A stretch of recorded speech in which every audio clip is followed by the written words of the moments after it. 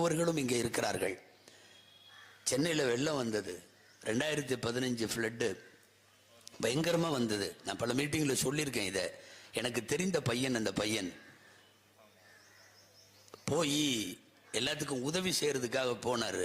வெள்ளத்தில் எல்லாரும் உணவு இல்லாமல் எல்லாம் இருக்கிறது, மொட்டை மாடியில் இருக்காங்க எல்லாம்.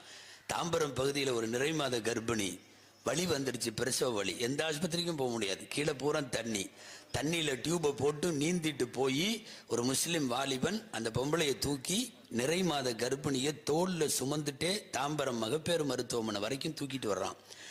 நிறை மாத கர்ப்பிணியை, வழியில் துடித்து கொள்ளக்கூடிய பெண்ணை தூக்கிட்டு வந்து நைட்டோட நைட்டு விட்டு டெலிவரி ஆகி காலையில் குழந்தை பிறகுது. அந்த குழந்தை பெண் குழந்தை. தூக்கிட்டு வந்த பையன் முகமது யூனுஸ் அப்படின்னு அந்த பையனுக்கு பேர். அந்த குழந்தைக்கு அந்த தாய் சொல்கிறா, இந்த பையன், இந்த எனக்கு பிறந்திருக்கிற பெண் குழந்தைக்கு முகமது யூனுஸ்னு பேர் வை.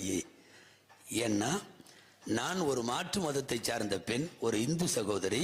ஆனால் அந்த பையன் வந்து என்னை தோளில் ஊற்றிட்டு நடுராத்திரி என்னை கொண்டு வந்து இங்கே டெலிவரிக்கு சேர்க்கலைன்னா நான் என்ன ஆயிருப்பேன். முகமது யூனுஸ். பக்கத்தில் இருந்தவங்க சொன்னாங்க, ஏமா பாய்மார்களே வந்து பசங்களுக்கு தான் முகமது யூனுஸ்னு வைப்பாங்க, பெண் பிள்ளைகளுக்கெல்லாம் வைக்க மாட்டாங்க. நீ வேணா உனக்கு அடுத்து ஏதாவது ஒரு ஆம்பளை பையன் பிறக்கிறப்போ நீ முகமது யூனுஸ்னு வச்சுக்கோ, இப்போ பிறந்திருக்கிறது பெண் குழந்தையாச்சே அப்படின்னு. பெண் குழந்தையா ஆண் குழந்தையா எல்லாம் தெரியாது.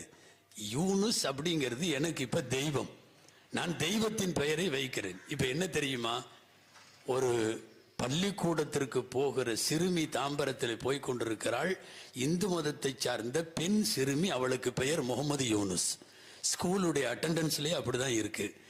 நாங்கள் சொல்ல வருவது இதுதான், இந்தியாவிற்கு இப்படிப்பட்ட முகமது யூனுஸ்கள் தான் இன்றைக்கு தேவை. இந்த உடுப்பியில் ஒரு சங்கராச்சாரியார் இருக்கார், உங்களுக்கு தெரியும். காஞ்சி சங்கராச்சாரியார்ல உடுப்பி சங்கராச்சாரியார் கொஞ்சம் சமய நல்லிணக்கத்தை விரும்புகிற ஆளு.